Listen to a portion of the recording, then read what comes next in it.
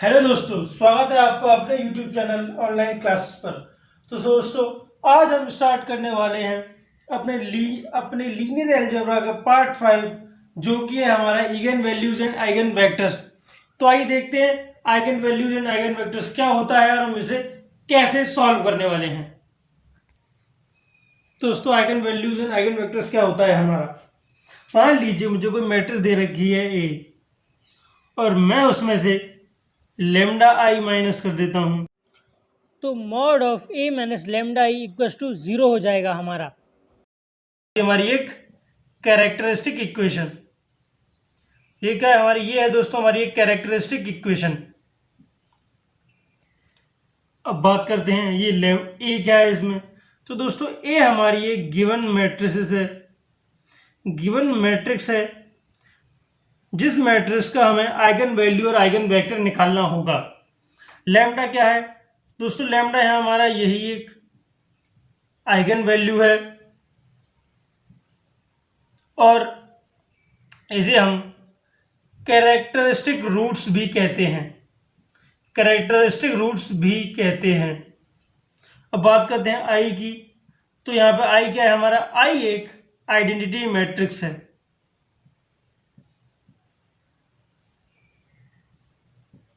तो ये तो हो गया हमारा लैम्डा यहाँ एक आइगन वैल्यू।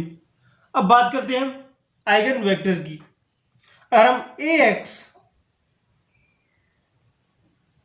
हम A x equal to lambda x कर दें, ए हमें पता है ए क्या है, हमारी गिवन मैट्रिक्स है, लैम्डा पता है हमें, ये हमारी एक आइगन वैल्यू है, और एक्स क्या है हमारा, ये हमारा एक आइगन वेक्टर है, आइगन वेक्टर होने वाला है।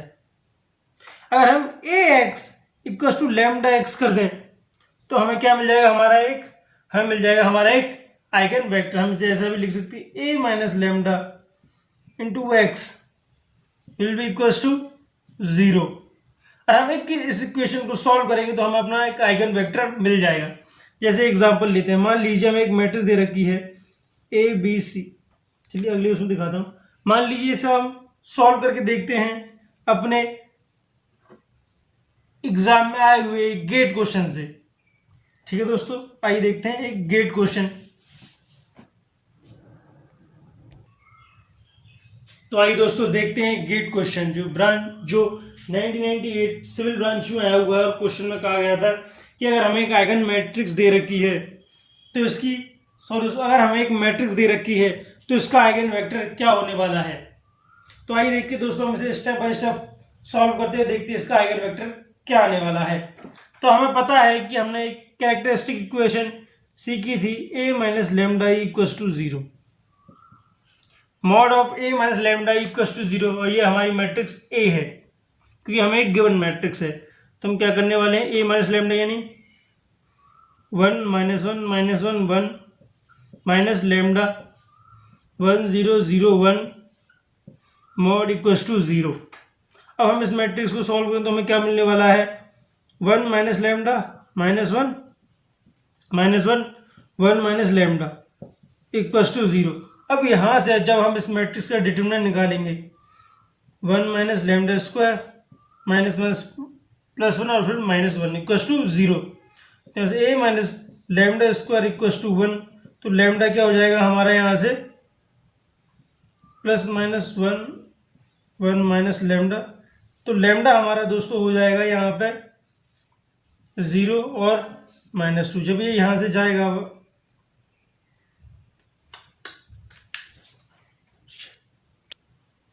अब दोस्तों हम इस मैट्रिक्स का डिटरमिनेंट निकालेंगे जो हमें कैरेक्टर इक्वेशन बनी है हमारी। तो 1 minus lambda square minus 1 equal to 0। तो यहाँ से 1 minus lambda square equal to 1 1 minus lambda is equal to plus minus 1, ये रूट में चला जाएगा उसके ऊपर। यहाँ से हमारा ये प्लस माइनस 1 इधर आएंगे तो यहाँ से हमें दो वैल्यू मिलेंगी लेमडा की, 0 और 2। अब बात करते हैं आइगन वेक्टर की। तो आइगन वेक्टर देखो दोस्तों, अब कैसे निकालने वाले हम, हमें पता है हमारा A minus lambda x equal to 0 होगा, हमें पता है। लेकिन हम अगर पहले 0 रख के देखें तो ए एक्स इक्व टू 0 हो जाएगा हमारा। तो 1 -1 -1 1। एक्स याद रखिए, हमें आइगन वेक्टर क्या लेना है हमेशा दोस्तों याद रखिएगा, आइगन वेक्टर एक कॉलम मैट्रिक्स होती है। आइगन वेक्टर एक कॉलम मैट्रिक्स होगी हमेशा। अगर इस मैट्रिक्स का ऑर्डर 2 क्रॉस 2 है तो उस मैट्रिक्स का ऑर्डर होने वाला है 2 क्रॉस 1। ये आइगन वेक्टर के लिए आप याद रखिएगा। मान लीजिए x1 और x2 इस आइगन वेक्टर के दो एलिमेंट हैं, इक्वल टू 0। हम इसे सॉल्व करेंगे क्रॉस मल्टीप्लिकेशन से, तो x2 माइनस x1 सॉरी दोस्तों x1 minus x2 equal to 0 and minus x1 plus x2 equal to 0। हम देख सकते हैं दोनों ही केसेस हमें क्या मिलने वाला है, x1 इक्वल टू x2। मैं लिखता हूँ दोनों ही केस में मिलने वाला है हमें x1 इक्वल टू x2, जो हमारा मान लीजिए किसके इक्वल है, k के इक्वल है।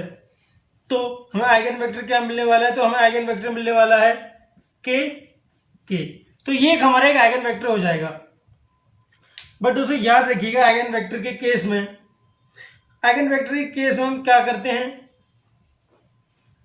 हमें ये तो सही है कि हमारा आइगन वेक्टर जो मिलेगा हमें ये मिलने वाला है, बट याद रखिएगा जो इसमें से कांस्टेंट आ रहा होता है, दोनों के बीच में कॉमन आ रहा होता है, उसे हम बाहर ले लेते हैं और जो हमें आइगन वेक्टर मिलता है 1 1। तो 1 1 ये होगा हमारा एक आइगन वेक्टर। और हम देख सकते हैं ये हमारे ऑप्शन नंबर सी को मैच कर रहा है और ये हमारा एक करेक्ट आंसर होने वाला है। अगर आपने मान लीजिए पहले 0 लिया मैंने आइगन वैल्यू और उससे मेरा आंसर मैच नहीं कर रहा है, तो उसके बाद मैं क्या लेने वाला हूँ, उसके बाद मैं लूँगा आइगन वैल्यू 2 और फिर उसे सॉल्व करूँगा क्वेश्चन को, और जो आंसर मैच करेगा वो मेरा सही आंसर होगा। तो दोस्तों अब देखते हैं properties of eigen values and eigen vectors. तो आइए दोस्तों देखते हैं properties of eigen vectors and eigen values. तो हमें पहली प्रॉपर्टी क्या कहती है, तो पहली प्रॉपर्टी कहती है अगर हम अपनी आइगन वैल्यूज का सम करें, अगर हम अपनी आइगन वैल्यूज का सम करें तो वो हमारे किसके इक्वल होगा, वो हमारा इक्वल होगा सम ऑफ प्रिंसिपल डायगोनल एलिमेंट्स के, और उसे हम ट्रेस भी कहते हैं। हमें पता है सम ऑफ प्रिंसिपल डायगोनल एलिमेंट्स को हम ट्रेस भी कहते हैं। अब आती है हमारी अगली प्रॉपर्टी, अगर हम अपनी आइगन वैल्यूज का प्रोडक्ट करते हैं तो वो किसके इक्वल होता है, वो इक्वल होता है डिटर्मिनेंट ऑफ मैट्रिक्स के। दोस्तों याद रखिएगा ये प्रॉपर्टीज आपको बहुत काम आने वाली हैं एग्जाम में। 95% चांस इसी प्रॉपर्टीज से आने का होता है। अगर हम आइगन वैल्यूज और आइगन वेक्टर्स की बात करें तो 95% चांस यही होगा कि जो क्वेश्चन बनेगा आपको इन्हीं प्रॉपर्टीज से बनेगा और सॉल्व भी वो इन्हीं प्रॉपर्टीज से होने वाला है। अब बात करते हैं लोअर ट्रायंगल अपर ट्रायंगल मैट्रिक्स और डायगोनल मैट्रिक्स की। तो याद रखिएगा इनकी जो आइगन वैल्यूज होती हैं वो प्रिंसिपल डायगोनल एलिमेंट्स ही होते हैं। प्रिंसिपल डायगोनल एलिमेंट्स ही लोअर ट्रायंगल मैट्रिक्स अपर ट्रायंगल मैट्रिक्स और डायगोनल मैट्रिक्स की आइगन वैल्यूज होने वाली हैं। अब बात करते हैं, मान लीजिए कोई मैट्रिक्स ए दे रखी है हमें और उसकी आइगन वैल्यूज अगर लैम्डा है, अगली प्रॉपर्टी क्या कहती है, अगर हमें मैट्रिक्स ए दे रखी है और उसकी आइगन वैल्यू अगर लैम्डा है, और मैंने क्या किया अपनी मैट्रिक्स में मान लीजिए कोई नंबर 3 मल्टीप्लाई कर दिया और ये मेरी मैट्रिक्स हो गई 3a, तो याद रखिएगा जो हमारे आइगन वैल्यूज हैं वो भी क्या हो जाएंगे, 3 लैम्डा हो जाएंगे। मतलब हर आइगन वैल्यू में आपका वही नंबर मल्टीप्लाई होते हुए चले जाएगा। अगर यहाँ मान लीजिए 2a हो गई मैट्रिक्स तो हमारा आइगन वेक्टर क्या हो जाएगा, आइगन वैल्यूज क्या हो जाएंगी, 2 लैम्डा हो जाएंगी। ठीक है दोस्तों, अब अगली प्रॉपर्टी आती है हमारी प्रॉपर्टी नंबर 5। तो प्रॉपर्टी नंबर 5 क्या कहती है, मान लीजिए मुझे कोई मैट्रिक्स दे रखी है ए और उसकी आइगन वैल्यू क्या है, लैम्डा। अगर मैं उस मैट्रिक्स का स्क्वायर करूं तो उसकी आइगन वैल्यूज क्या निकलेंगी, लैम्डा स्क्वायर। किसी मैट्रिक्स का क्यूब करूं तो उस मैट्रिक्स की आइगन वैल्यू क्या होने वाली है, लैम्डा क्यूब। जैसे हमने अभी एक मैट्रिक्स ली है उसकी आइगन वैल्यू निकल आई लैम्डा, और उसके ए स्क्वायर की आइगन वैल्यू हमें पूछी होंगी, तो याद रखिएगा इस मैट्रिक्स का आंसर, इस मैट्रिक्स की आइगन वैल्यू क्या होने वाली है, लैम्डा स्क्वायर होने वाली है। तो हम कह सकते हैं अगर हम a raise to power n करें तो हमें आइगन वैल्यूज क्या मिलने वाली है, आइगन वैल्यूज हमें मिलने वाली हैं lambda raise to power n। यहाँ लिख देता हूँ मैं, अगर अपनी मैट्रिक्स का a raise to power n करें तो हमारी आइगन वैल्यूज क्या हो जाएंगी इस मैट्रिक्स की, लैम्डा एन, जबकि और ए मैट्रिक्स की आइगन वैल्यू क्या है, आइगन वैल्यू लैम्डा है। याद रखिएगा दोस्तों, इस केस में आइगन वैल्यूज तो चेंज हो जाती हैं, बट आप ए का ए स्क्वायर करिए, ए क्यूब करिए, ए रेज़ टू पावर एन करिए, ए रेज़ टू पावर कुछ भी करिए, उस मैट्रिक्स से आइगन वेक्टर्स पर कोई फर्क नहीं पड़ेगा। आइगन वेक्टर्स में कोई चेंज नहीं आने वाला है। क्या? आइगन वेक्टर्स में कोई चेंज नहीं आने वाला है। आइगन वेक्टर हमारे वही कांस्टेंट रहेंगे। और इस मैट्रिक्स के अगर ए मैट्रिक्स से आइगन वेक्टर हमारे x1 x2 आ रहे थे, तो याद रखिएगा A raise to power n matrix के भी आइगन वेक्टर हमारे x1 और x2 ही रहेंगे। आइगन वेक्टर्स पर कोई चेंज नहीं आने वाला है। आइगन वेक्टर्स पर कोई चेंज नहीं आने वाला है। तो ये कहती है हमारी प्रॉपर्टी नंबर 5। आइए अब देखते हैं अगली प्रॉपर्टी। तो आइगन वैल्यूज और आइगन वेक्टर की अगली प्रॉपर्टी क्या कहती है हमें, अगर हमारी आइगन वैल्यू डिस्टिंक्ट है तो याद रखिएगा जो उसके आइगन वेक्टर्स होंगे वो भी एक दूसरे पर डिपेंड नहीं करेंगे। तो हम कह सकते हैं कि अगर हमें आइगन वैल्यू डिफरेंस दे रखी हैं तो आइगन वेक्टर्स क्या होंगे, हमारे इंडिपेंडेंट होंगे। बात करते हैं उसकी अगली प्रॉपर्टी की। तो याद रखिएगा अगर हमारी आइगन वैल्यू सेम है तो जो उसके आइगन वेक्टर्स होंगे वो एक दूसरे पे डिपेंडेंट होने वाले हैं। उसके बाद करें अगली प्रॉपर्टी की। तो अगली प्रॉपर्टी ये कहती है हमारी, अगर मान लीजिए हमें एक सिमेट्रिक मैट्रिक्स दे रखी है तो याद रखिए जो इसकी आइगन वैल्यूज होंगी या तो वो 0 होगी या एक रियल नंबर होने वाली है। बट लेकिन हम बात करें स्क्यू सिमेट्रिक मैट्रिक्स की, स्क्यू सिमेट्रिक मैट्रिक्स के याद रखिए जो हमारी आइगन वैल्यूज होती हैं या तो वो 0 होगी या वो एक इमेजिनरी नंबर होने वाली है। तो आइए इन प्रॉपर्टीज को शुरुआत से प्रॉपर्टी नंबर 1 से रिवाइज करने वाले हैं। तो हमारी प्रॉपर्टी नंबर 1 हमें क्या कहती है, हमारी पहली प्रॉपर्टी कहती है हमें कि अगर हम अपनी आइगन वैल्यूज का सम करें तो वो किसके इक्वल होता है, वो हमारे प्रिंसिपल डायगोनल एलिमेंट्स के सम के इक्वल होने वाला है, और हम कह सकते हैं हमारे ट्रेस के इक्वल होने वाला है। प्रॉपर्टी नंबर 2 क्या थी, अगर हम अपनी आइगन वैल्यूज का प्रोडक्ट करें तो वो किसके इक्वल होता है, तो वो इक्वल होता है हमारी मैट्रिक्स के डिटर्मिनेंट के। अगली प्रॉपर्टी क्या थी, अगली प्रॉपर्टी थी हमारी, अगर हम लोअर ट्रायंगल मैट्रिक्स या अपर ट्रायंगल मैट्रिक्स या किसी डायगोनल मैट्रिक्स का आइगन वैल्यूज निकालें तो वो किसके इक्वल होती हैं, वो सेम हमारे प्रिंसिपल डायगोनल एलिमेंट्स ही होते हैं। मान लीजिए ये मेरी ए बी सी 0 0 0 0 0 ये एक मेरी डायगोनल मैट्रिक्स दे रखी है, तो इसकी आइगन वैल्यूज क्या हो जाएंगे हमारी, सीधे ए बी सी, ये इसकी हमारी आइगन वैल्यूज होने वाली हैं। इसके बाद इसकी अगली प्रॉपर्टी की बात करें तो अगली प्रॉपर्टी क्या कहती है हमें, अगर मान लीजिए मुझे कोई मैट्रिक्स ए दे रखी है और उसकी आइगन वैल्यू लैम्डा है, तो याद रखिएगा अगर हम इस मैट्रिक्स में किसी कांस्टेंट n का मल्टीप्लाई कर दें तो आइगन वैल्यू में भी उसी कांस्टेंट n का मल्टीप्लाई होने वाला है। अगर मान लीजिए इस मैट्रिक्स में na nb nc कर दें, मतलब इस पूरी मैट्रिक्स को हमने क्या किया, n से मल्टीप्लाई कर दिया है, तो इसकी हर आइगन वैल्यू में n का मल्टीप्लिकेशन हो जाएगा। ये हमारी अगली प्रॉपर्टी थी। फिर उसकी अगली प्रॉपर्टी कहती है, हमारी प्रॉपर्टी नंबर 5 थी जो, और वो कहती है हमें कि अगर मान लीजिए मुझे एक मैट्रिक्स दे रखी है A और उसकी आइगन वैल्यू है लैम्डा, अगर मैं उस मैट्रिक्स का स्क्वायर करता हूं तो हमारी आइगन वैल्यूज क्या हो जाएंगी, लैम्डा स्क्वायर। अगर उस मैट्रिक्स का मैं क्यूब करता हूं तो उस मैट्रिक्स का आइगन वैल्यू क्या हो जाएंगी, लैम्डा क्यूब। तो हम कह सकते हैं कि अगर हम मैट्रिक्स का रेज़ टू पावर n कर दें तो हमारी आइगन वैल्यूज का भी रेज़ टू पावर n हो जाएगा। बट इस केस में याद रखिएगा आइगन वेक्टर्स पर कोई फर्क नहीं पड़ेगा। और ए मैट्रिक्स के लिए आइगन वेक्टर हमारे x1 और x2 थे, तो याद रखिएगा for A raise to power n eigenvectors हमारे फिर भी x1 और x2 ही रहेंगे। अब आती हमारी प्रॉपर्टी नंबर 6। तो प्रॉपर्टी नंबर 6 क्या कहती है हमारी कि अगर मान लीजिए मेरी आइगन वैल्यूज डिफरेंस है, आइगन वैल्यू अगर डिफरेंट है तो जो मेरे आइगन वेक्टर्स होंगे वो इंडिपेंडेंट होंगे। अगली प्रॉपर्टी कहती है उसकी 7, प्रॉपर्टी नंबर 7, वो कहती है हमें अगर मेरी आइगन वैल्यू सेम है तो उस केस में जो हमारे आइगन वेक्टर्स होंगे वो डिपेंडेंट होंगे एक दूसरे पर। फिर उसके बाद हमें अगली प्रॉपर्टी कहती है कि अगर हम कुछ सिमेट्रिक मैट्रिक्स की आइगन वैल्यू निकालेंगे तो याद रखिएगा दोस्तों, या तो वो 0 होने वाली है या वो एक रियल नंबर होने वाली है। बट उसकी अगर हम एक स्क्यूमेट्रिक मैट्रिक्स की बात करेंगे तो उस केस में याद रखिएगा आइगन वैल्यूज या तो हमारी 0 होंगी या आइगन वैल्यू या तो हमारे एक इमेजिनरी नंबर होने वाला है। आइए अब देखते हैं इन प्रॉपर्टीज पर आए हुए गेट क्वेश्चन। मैं आपको बता दूं, इन प्रॉपर्टीज में 95% गेट एग्जामिनेशन में इन्हीं प्रॉपर्टीज से बनते हैं। तो एक बार इन प्रॉपर्टीज को आप खुद रिवाइज कर लीजिएगा जब क्वेश्चन लगाइएगा ये।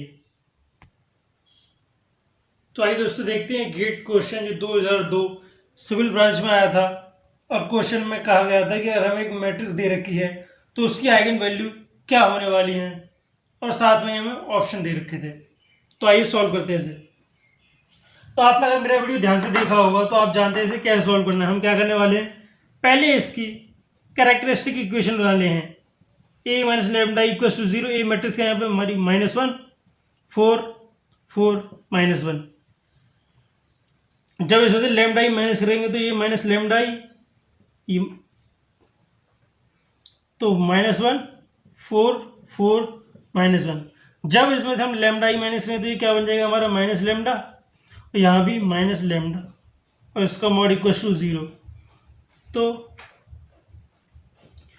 -1 माइनस लेमडा का होल स्क्वायर -16 इक्वल टू 0। कर सकते हैं, बिल्कुल कर सकते हैं। -1 माइनस लेमडा इक्वल टू, इधर जाएगा तो क्या हो जाएगा +-4। ठीक है, और इसे हम करना चाहे तो हम इसे ऐसे भी लिख सकते हैं, -1 माइनस लेमडा, -1 लेमडा का स्क्वायर है तो ये क्या हो जाएगा हमारा 1 प्लस लेमडा का स्क्वायर -4 का स्क्वायर इक्वल टू 0। आपको पता ही होगा हमारा a plus B into A minus B क्या होता है हमारा A square minus B square. कर सकते हैं, तो 1 प्लस लेमडा +4 और दूसरा जगह 1 प्लस लेमडा -4 इक्वल टू 0। तो यहाँ से एक लेमडा इक्वल टू हमारा -5 आएगा और एक लेमडा इक्वल टू हमारा 3 आएगा। ठीक है दोस्तों, यहाँ से देख सकते हैं किस ऑप्शन को मैच कर रहा है, ये ऑप्शन नंबर ए को मैच कर रहा है। तो हम कह सकते हैं ऑप्शन नंबर ए हमारा एक करेक्ट आंसर होने वाला है। आइए दोस्तों देखते हैं एक और गेट क्वेश्चन जो 2006 में आया था। और क्वेश्चन में क्या हुआ था, क्वेश्चन में हमें एक मैट्रिक्स दे रखी थी और जिसमें उसकी एक आइगन वैल्यू दे रखी थी 3, और पूछा था कि इसकी अगली 2 आइगन वैल्यू क्या होने वाली हैं। दोस्तों याद रखिएगा इस मेथड को, इस क्वेश्चन को भी करने के 2 मेथड हैं। या तो आप a minus lambda I characteristic equation बना के इसको सॉल्व कर सकते हो, या फिर आप प्रॉपर्टीज की हेल्प ले सकते हो। तो यहाँ दोस्तों मैं प्रॉपर्टीज की हेल्प लेने वाला हूँ, क्योंकि यही एक इस क्वेश्चन को करने का यही एक बेस्ट मेथड है। इस क्वेश्चन अगर आप कैरेक्टरिस्टिक इक्वेशन से करेंगे तो आपको टाइम ज़्यादा लगने वाला है, तो इसलिए आपको मैं सजेस्ट करूंगा आप भी प्रॉपर्टीज से कीजिएगा। तो हम इसे किससे करने वाले हैं, प्रॉपर्टीज से। और हम याद करें प्रॉपर्टीज की, तो हमने पहली प्रॉपर्टी क्या पढ़ी थी अपनी, जो हमने अपनी पहली प्रॉपर्टी पढ़ी थी उसमें था कि अगर हम सम करते हैं अपनी आइगन वैल्यूज का, और अपनी सम करते हैं आइगन वैल्यूज का, तो वो किसके इक्वल होता है हमारा, वो इक्वल होता है हमारा ट्रेस के, और कह सकते हैं हम किसके, सम ऑफ प्रिंसिपल डायगोनल एलिमेंट्स के। यह थी हमारी पहली प्रॉपर्टी। तो आइए इसे ट्राई करते हैं प्रॉपर्टी को, इस क्वेश्चन पर अटेम्प्ट करते हैं। मान लीजिए मेरा पहली आइगन वैल्यू 3 की, क्वेश्चन में 3 दे रखी है, दूसरी x है और तीसरी y है, और सम ऑफ प्रिंसिपल डायगोनल एलिमेंट्स करते हैं 2 + -1 + 0 विल बी इक्वल टू 1। तो यहाँ से हम कह सकते हैं कि सम ऑफ हमारे प्रिंसिपल डायगोनल एलिमेंट्स क्या आ रहा है 1। तो x और y की वैल्यू यहाँ कुछ ऐसी होनी चाहिए कि अगर हम इन तीनों का सम करें तो क्या है वो हमारा 1। तो हम क्या करने वाले हैं, 1 बाय 1 ऑप्शन पुट करने लग जाएंगे। तो मान लीजिए हम पहले ही ऑप्शन ले लेते हैं, 3 + 2 - 5, ये किसके इक्वल होता है 0 के। तो ये हमारा राइट आंसर नहीं है। अब देखते हैं सेकंड ऑप्शन। सेकंड ऑप्शन को हम जब देखते हैं 3, मान लीजिए अगला है 3 - 5, ये किसके इक्वल होगा, 3 + 3 6 - 1, ये किसके इक्वल 1। तो यहाँ से हम चेक कर सकते हैं, देख सकते हैं कि ऑप्शन नंबर बी जो है हमारा वो करेक्ट आंसर होने वाला है। और ऑप्शन सी और डी भी एक बार चेक कर लेते हैं। तो ऑप्शन नंबर सी होगा 3 + 2 + 5, ये किसके इक्वल होने वाला है 8 के, तो ये भी हमारा एक रॉन्ग आंसर होने वाला है। अगले ऑप्शन डी को चेक करते हैं, जब हम 3 + 3 + 5, ये भी +1 कैसे भी नहीं आने वाला है। तो यहां से हम देख सकते हैं बाय प्रॉपर्टी नंबर 1 हम देख सकते हैं कि ऑप्शन नंबर बी हमारा एक करेक्ट आंसर होने वाला है। तो आइए दोस्तों देखते हैं एक और गेट क्वेश्चन जो 2008 में आया था। और क्वेश्चन में हमें एक मैट्रिक्स दे रखी थी P और पूछा था इस मैट्रिक्स की आइगन वैल्यू क्या होने वाली है। दोस्तों आइए देखते हैं ये क्वेश्चन कैसे सॉल्व करने वाले हैं। दोस्तों अगर आपको प्रॉपर्टी नंबर 1 याद होगी तो आप ये क्वेश्चन 2 सेकंड में कर सकते हैं, क्योंकि प्रॉपर्टी नंबर 1 क्या थी, sum of eigenvalues will be equal to sum of principal diagonal elements. तो यहाँ से हम देखिए प्रिंसिपल डायगोनल एलिमेंट्स का सम कितना आ रहा है, 4 + -5 विल बी इक्वल टू -1। तो जो ऑप्शन हमारा -1 को मैच कर जाएगा वही हमारा एक करेक्ट आंसर होने वाला है। तो ऑप्शन नंबर ए चेक करते हैं, -7 + 8 विल बी इक्वल टू 1, तो ये हमारे सही आंसर नहीं होने वाला। ऑप्शन नंबर बी चेक करते हैं, -6 + 5 इक्वल टू -1, ऑप्शन मैच कर रहा है। Option number C 3 + 4 equal to 7, ये नहीं होगा आंसर हमारा। 1 and 2 इक्वल टू 3, ये भी एक रॉन्ग ऑप्शन है। तो हम यहाँ से कह सकते हैं, हम जब हम चेक करेंगे तो बी हमारे करेक्ट आंसर होने वाला है। तो आइए दोस्तों देखते हैं एक और क्वेश्चन। तो क्वेश्चन में कह रखा है हमें एक 2 × 2 की नॉन सिंगुलर स्क्वायर मैट्रिक्स दे रखी है। तो हम जानते हैं नॉन सिंगुलर मैट्रिक्स हमारी कौन सी मैट्रिक्स होती है। नॉन सिंगुलर मैट्रिक्स हमारी वो मैट्रिक्स होती है जिसका डिटरमिनेंट हमारा 0 नहीं होता है। अगर बोल रखा है इफ ट्रेस ऑफ ए = 4, अगर उस मैट्रिक्स का ट्रेस 4 है और मैट्रिक्स के स्क्वायर का ट्रेस 5 है, तो मैट्रिक्स ए का डिटरमिनेंट क्या होने वाला है। तो मैट्रिक्स ए का डिटरमिनेंट क्या होने वाला है। तो दोस्तों ये क्वेश्चन हमने इसलिए चुना है क्योंकि इसमें 3 प्रॉपर्टी यूज हो रही हैं। एक तो प्रॉपर्टी नंबर 1, एक प्रॉपर्टी नंबर 5 और एक यूज हो गया आपकी प्रॉपर्टी नंबर 2। क्योंकि हम जानते हैं कि ट्रेस किसके इक्वल होता है, मैट्रिक्स का हमारा सम ऑफ आइगन वैल्यूज।